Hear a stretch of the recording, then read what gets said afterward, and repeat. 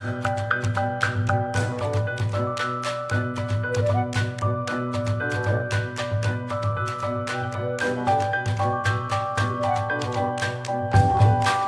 everyone, in this video lecture we will discuss about the basic idea of coagulation और flocculation of colloids। जैसा कि आप लोग जानते हैं कि जो कोलोइडल पार्टिकल हैं वो चार्ज कैरी करते हैं और इसी चार्ज की वजह से वो डिस्पर्शन मीडियम में डिस्पर्स रहते हैं। अब अगर इस चार्ज को किसी तरीके से रिमूव कर दें तो हम ये कह सकते हैं कि जो कोलोइडल पार्टिकल हैं वो सेटल डाउन हो जाएंगे और प्रेसिपिटेट फॉर्म करेंगे। इसी प्रोसेस को कोएगुलेशन या फ्लोकुलेशन हम कहते हैं। तो आज जो हमारा लेक्चर है इसी के बारे में हम डिस्कशन करने वाले हैं कि किस तरीके से हम कोलोइड्स में कोएगुलेशन परफॉर्म कर सकते हैं या हम किस तरीके से उसका प्रेसिपिटेट फॉर्म कर सकते हैं, और इसी से रिलेटेड जो हार्डी-शुल्ज़े रूल है उस पर डिस्कशन करेंगे और लास्ट में हम लोग जो बात करेंगे वो फ्लोकुलेटिंग वैल्यू और यानी कि जो कोएगुलेटिंग वैल्यू कहें या फ्लोकुलेटिंग वैल्यू कहें इस पर डिस्कशन करेंगे। तो हमारे पास बेसिकली 5 मेथड्स हैं प्रेसिपिटेट फॉर्म करने के यानी कि कोएगुलेशन परफॉर्म कराने के लिए। तो उसमें जो फर्स्ट मेथड है हमारे पास वो है इलेक्ट्रोफोरेसिस। तो जैसा लास्ट लेक्चर में हमने देखा था कि इलेक्ट्रोफोरेसिस परफॉर्म करते हैं कोलोइड्स जो होते हैं हमारे पास, यानी कि जो चार्ज पार्टिकल हैं कोलोइडल पार्टिकल हैं वो रिस्पेक्टिव इलेक्ट्रोड की तरफ मूवमेंट करते हैं। तो इस तरीके से हम इसको कंसीडर करते हैं, you type tube glass tube को कंसीडर करते हैं और इसमें हमारे पास क्या है कि इलेक्ट्रोड होते हैं जिन पर साइन होता है प्लस और नेगेटिव। तो हम ये कह सकते हैं कि अगर हमारे पास कोलोइडल पार्टिकल पे नेगेटिव चार्ज है तो वो क्या करेंगे, हमारे पास पॉजिटिवली चार्ज जो इलेक्ट्रोड है उसकी तरफ मूवमेंट स्टार्ट कर देंगे। तो इस मूवमेंट से क्या होगा कि वो यहाँ पे हमारे पास कलेक्ट होने लग जाएंगे, और अगर हम इस प्रोसेस को कंटिन्यूसली करते रहें तो हम ये कह सकते हैं कि जो चार्ज पार्टिकल हैं वो जो एड्जॉर्ब हो रखे हैं वो डिसॉल्व होने लग जाएंगे। तो उससे क्या होगा कि जो चार्ज पार्टिकल्स हैं जिसकी वजह से चार्ज आया है कोलोइडल के ऊपर वो उसमें से रिमूव हो जाएगा और हमारे पास जो कोलोइडल पार्टिकल हैं वो न्यूट्रलाइज हो जाएंगे, और न्यूट्रलाइज जैसे ही हमारे पास हो जाएंगे तो ये सेटल डाउन हो जाएंगे हमारे पास, इस तरीके से प्रेसिपिटेट फॉर्म हो जाएगा।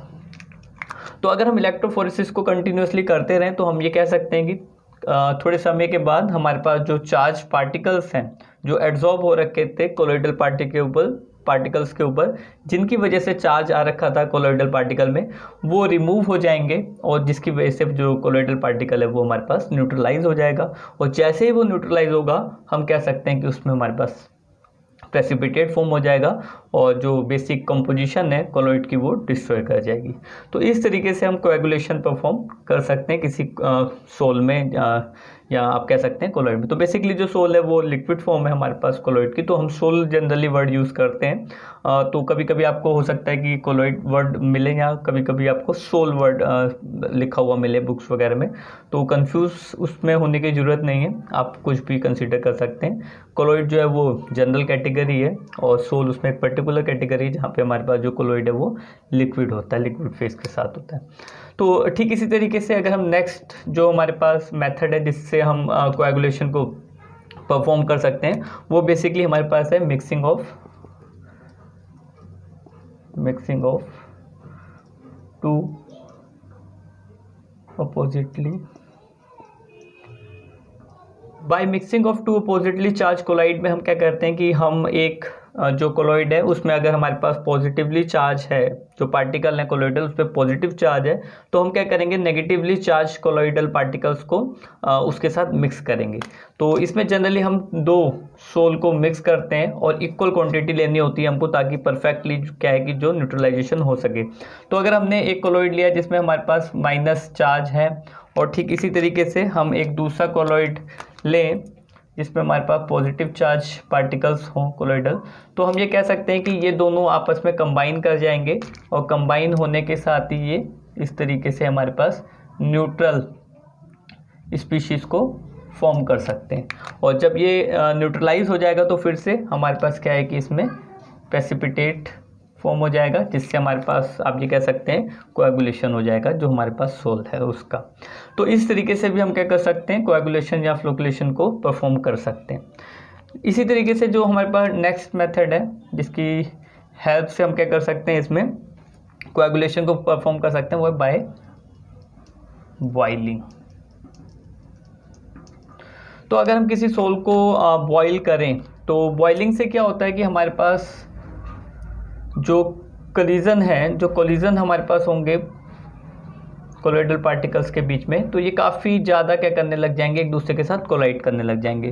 तो अगर हम इनको बॉईल करते हैं तो क्या होता है कि इनके बीच में जो कोलिजन है वो इंक्रीज़ हो जाता है, और कोलिजन इंक्रीज़ होने से क्या है कि जो इन पे चार्ज पार्टिकल एड्जॉर्ब हैं वो निकल जाते हैं, जिससे इनका जो चार्ज है वो ख़त्म हो जाता है और ये न्यूट्रलाइज हो जाते हैं, और न्यूट्रलाइज होने की वजह से फिर से क्या है, ये प्रेसिपिटेट फॉर्म कर देते हैं। तो बॉइलिंग अगर करते रहेंगे हम बहुत देर तक तो कोलिजन होते रहेंगे, कोलिजन होने से जो एड्जॉर्ब है पार्टिकल जो उनको चार्ज प्रोवाइड करा रहे हैं वो निकल जाएंगे, जिसकी वजह से ये न्यूट्रलाइज हो जाएंगे, और जैसे ही ये न्यूट्रलाइज होंगे हम कह सकते हैं कि प्रेसिपिटेट फॉर्म हो जाएगा।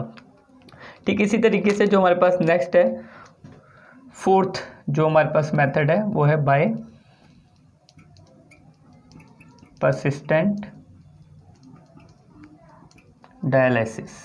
तो परसिस्टेंट डायलिसिस के हेल्प से भी हम क्या कर सकते हैं, कोएगुलेशन परफॉर्म कर सकते हैं। बेसिकली इलेक्ट्रोफोरेसिस और परसिस्टेंट डायलिसिस सेम फिनोमेना पे वर्क करते हैं। डायलिसिस में बेसिकली हम क्या करते हैं कि इलेक्ट्रोडायलिसिस की यहाँ पे बेसिकली बात की गई है। इलेक्ट्रोडायलिसिस में हमारे पास अपोजिटली चार्ज इलेक्ट्रोड इस तरीके से ओरिएंटेड होते हैं, और हम क्या करते हैं एक डायलिसिस बैग में कोलोइडल को लेके डायलिसिस कराते हैं। तो अपोजिटली चार्ज इलेक्ट्रोड की तरफ अट्रैक्ट होने की वजह से डिस्चार्ज हो जाते हैं, और डिस्चार्ज होते ही ये हमारे पास क्या है कि फिर से प्रेसिपिटेट फॉर्म कर देते हैं।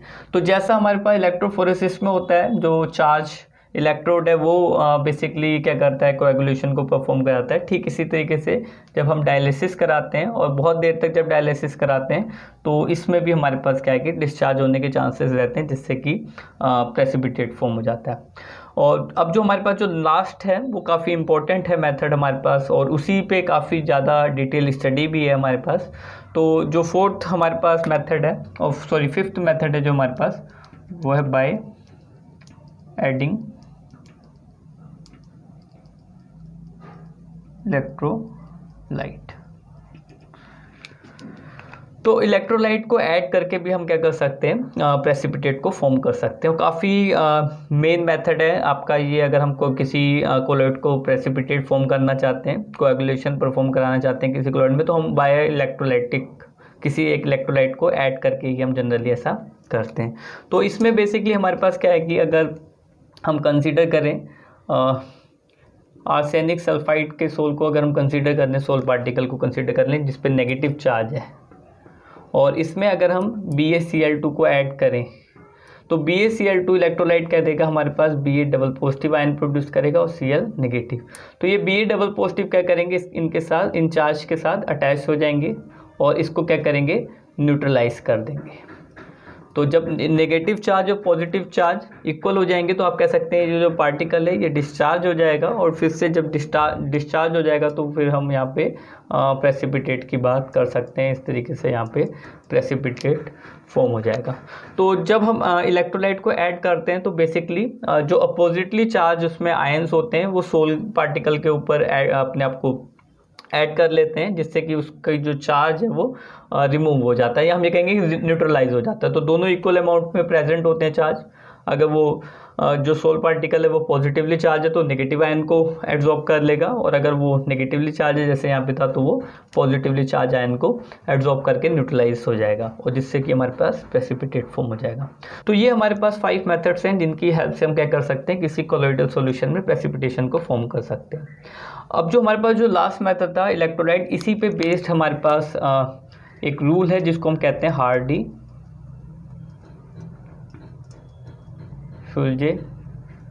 रूल। हार्डी-शुल्जे रूल बेसिकली जो इलेक्ट्रोलाइट हम यूज़ करते हैं उसकी कोएगुलेटिंग पावर को डिफाइन करता है कि वो कितना स्ट्रॉन्ग है किसी पर्टिकुलर कोलाइट का प्रेसिपिटेट परफॉर्म करने के लिए। तो जब हम बात करते हैं किसी इलेक्ट्रोलाइट की तो उसमें जो आयन हमारे पास न्यूट्रलाइजेशन वर्क करता है, न्यूट्रलाइजेशन को परफॉर्म कराता है, उसको हम क्या कहते हैं, एक्टिव आयन। तो अगर हम यहाँ पे बात करें Ba की तो ये हमारे पास यहाँ पे एक्टिव आयन था। तो हार्डी-शुल्ज़े रूल के अकॉर्डिंग एक्टिव आयन पे जितनी ज़्यादा वैलेंसी होगी, यानी कि जितना ज़्यादा चार्ज होगा, वो उतना बेटर हमारे पास क्या करेगा, कोएगुलेशन को परफॉर्म करेगा, यानी कि उसकी उतनी ज़्यादा कोएगुलेटिंग पावर होगी। तो हार्डी-शुल्ज़े रूल के अकॉर्डिंग जो कोएगुलेटिंग पावर है वो एक्टिव आयन की वैलेंसी से सीधे सीधे रिलेट करती है या उसके सीधे सीधे प्रोपोर्शनल होती है, आप ऐसा कह सकते हैं। तो अगर हम नेगेटिवली आयन या पॉजिटिवली आयन की बात करें तो बेसिकली अगर हम किसी नेगेटिवली चार्ज कोलोइड को कोएगुलेट करने के लिए पॉजिटिवली चार्ज इलेक्ट्रोलाइट का यानी कि आयन का यूज़ करते हैं, तो उसके इस रूल के अकॉर्डिंग हम कह सकते हैं कि Al ट्रिपल पॉजिटिव सबसे स्ट्रॉन्ग एक्टिव आयन होगा जहाँ इसकी पावर सबसे ज़्यादा होगी। ठीक इसी तरीके से Mg डबल पॉजिटिव इससे वीक होगा और सबसे वीक इस सीरीज़ में होगा Na पॉजिटिव। तो इस तरीके से हम अरेंज कर सकते हैं इनको इनकी कोएगुलेटिंग पावर के बेसिस पे। तो सबसे बेटर कोएगुलेटिंग एजेंट जो है हमारे पास एक्टिव आयन जो है वो हमारे पास AlCl3 है, फिर Mg डबल पॉजिटिव है, देन Na पॉजिटिव है। ठीक इसी तरीके से अगर हम नेगेटिवली चार्ज एक्टिव आयन की बात करें तो उसका जो ऑर्डर होगा कुछ इस तरीके से हम एग्जांपल कंसीडर कर सकते हैं।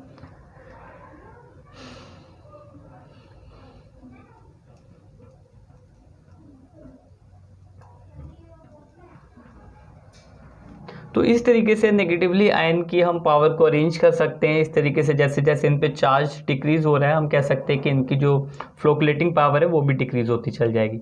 तो हार्डी-शुल्ज़े रूल सीधे सीधे हम कह सकते हैं इलेक्ट्रोलाइट की पावर को डिफाइन करता है। जितना ज़्यादा उसमें वैलेंसी होगी एक्टिव आयन पे उतना स्ट्रॉन्ग वो हमारे पास क्या होगा, इलेक्ट्रोलाइट होगा। तो हार्डी-शुल्ज़े रूल हमको इस तरीके से जो फ्लोकुलेटिंग आयन है उसकी पावर के बारे में इंफॉर्मेशन प्रोवाइड कराता है। जितनी ज़्यादा वैलेंसी होगी यानी कि जितना ज़्यादा चार्ज होगा उस पर वो उतना बेटर फ्लोकुलेटिंग आयन होगा। यही बात हम इलेक्ट्रोलाइट के लिए भी कह सकते हैं। किसी इलेक्ट्रोलाइट में जितनी ज़्यादा वैलेंसी का एक्टिव आयन प्रेजेंट होगा वो उतना बेटर इलेक्ट्रोलाइट होगा फॉर कोएगुलेशन। इसी रूल की हेल्प से हम कोएगुलेटिंग वैल्यू या फ्लोकुलेटिंग वैल्यू को डिफाइन करते हैं। तो जो नेक्स्ट हमारे पास टॉपिक है वो है कोएगुलेटिंग और फ्लोकुलेटिंग value. So according to the definition, the number of millimoles of an electrolyte required to bring about the coagulation of 1 liter of a colloidal solution in 2 hours is called flocculating value or coagulating value। तो इस तरीके से अगर हमको किसी electrolyte के लिए coagulating value को फाइंड आउट करना है तो हम क्या करेंगे, उसकी मिनिमम क्वांटिटी को फाइंड आउट करेंगे जो 1 लीटर कोलोइडल सॉल्यूशन को प्रेसिपिटेट करने के लिए कैपेबल हो। तो डिफरेंट डिफरेंट कोलोइडल सॉल्यूशन जो हम लेंगे उनके लिए डिफरेंट डिफरेंट क्या होगी, कोएगुलेटिंग वैल्यू होगी फॉर अ पर्टिकुलर इलेक्ट्रोलाइट। तो अगर हम एक ही इलेक्ट्रोलाइट की बात करें और हम अलग अलग कोलोइडल सॉल्यूशन लेते जाएँ तो हर एक कोलोइडल सॉल्यूशन के लिए फ्लोकुलेटिंग वैल्यू अलग होगी। और वहीं अगर हम अलग अलग इलेक्ट्रोलाइट लें, किसी पर्टिकुलर कोलोइडल सॉल्यूशन की बात करें तो वहाँ पे भी हमारे पास क्या होगा, वैल्यू में डिफरेंस आता रहेगा। तो सिंपली हमारे पास क्या है कि हमको 1 लीटर कोलोइडल सॉल्यूशन लेना होता है, किसी का भी कोई भी हम कंसीडर कर सकते हैं जिसका हम करना चाह रहे हैं। तो ये 1 लीटर होना चाहिए और जो हम इलेक्ट्रोलाइट इसमें ऐड करेंगे वो किस में लेना होता है, मिलीमोल्स में। और इसको कितना टाइम के लिए हमको अनडिस्टर्ब फॉर्म में छोड़ना होता है, मैक्सिमम 2 आवर्स के लिए। तो 2 आवर्स में हमारे पास क्या है कि जो मिलीमोल वैल्यू हमने ऐड की है किसी एक इलेक्ट्रोलाइट की वो 1 लीटर को कम्प्लीटली प्रेसिपिटेट कर दे। अगर वो कर देती है तो हम कहेंगे कि वही जो वैल्यू उसकी वो फ्लोकुलेटिंग वैल्यू है हमारे पास, या उसको हम कोएगुलेटिंग वैल्यू भी कह सकते हैं। तो आपने देखा यहाँ पे हम डिफरेंट डिफरेंट कोलोइड्स की बात कर सकते हैं। तो किसी एक पर्टिकुलर फॉर एक्स अगर मैं कह रहा हूँ कि हमारे पास इलेक्ट्रोलाइट है तो एक्स जो इलेक्ट्रोलाइट है वो अलग अलग जो कोलोइडल सॉल्यूशन है उनके लिए इसकी फ्लोकुलेटिंग वैल्यू अलग अलग होगी। ठीक इसी तरीके से अगर मैं जो इलेक्ट्रोलाइट है उसको चेंज करता रहूं और मैं कोई वाई कोलोइडल सॉल्यूशन ले लूं तो अलग अलग इलेक्ट्रोलाइट के लिए for particular Y colloidal solution के लिए उनकी फ्लोकुलेटिंग वैल्यू अलग अलग होगी। तो ये फिक्स नहीं है हमारे पास कि कितना हमको किसका लेना है। तो हर एक जो इलेक्ट्रोलाइट होगा वो अलग अलग कोलोइडल सॉल्यूशन के लिए अलग अलग हमारे पास क्या है, फ्लोकुलेटिंग वैल्यू को कंटेन करेगा। तो स्टूडेंट ये था हमारा आज का लेक्चर जिसमें हमने देखा कि किस तरीके से हम जो कोलोइडल सॉल्यूशन है उसका हम कोएगुलेशन परफॉर्म कर सकते हैं। और उसमें हमने 5 डिफरेंट मेथड को डिस्कशन किया है। Electrophoresis, mixing of 2 oppositely charge colloids, यानी कि सोल जो हमें वो अपोजिटली चार्ज लेंगे उसको मिक्स करके हम कर सकते हैं। By boiling, by persistent dialysis, और एक लास्ट में हमने किया बाय एडिंग इलेक्ट्रोलाइट। और इसी जो इलेक्ट्रोलाइट है उसी पे बेस्ड हार्ड-डिसोल्जर रूल है, जो हमको बताता है कि जो एक्टिव आयन है उसकी वैलेंसी जितनी ज़्यादा होगी वो उतना बेटर होगा किसी कोलॉइड का प्रेसिपिटेट परफॉर्म करने के लिए। और इसके बाद लास्ट इसी पे बेस्ड कोएगुलेटिंग वैल्यू या फ्लोकुलेटिंग वैल्यू का डिस्कशन था। इसमें हमने देखा कि जो मिलीमोल मिनिमम वैल्यू है जो मिलीमोल में किसी एक इलेक्ट्रोलाइट के लिए, जो 1 लीटर को कम्प्लीटली क्या कर दे, प्रेसिपिटेट कर दे, कितने टाइम में, 2 आवर्स में, तो वो उसकी क्या है, फ्लोकुलेटिंग वैल्यू है, और या उसको आप कोएगुलेटिंग वैल्यू भी कह सकते हैं। So thank you very much for watching this video. We will discuss some other topic in our next lecture.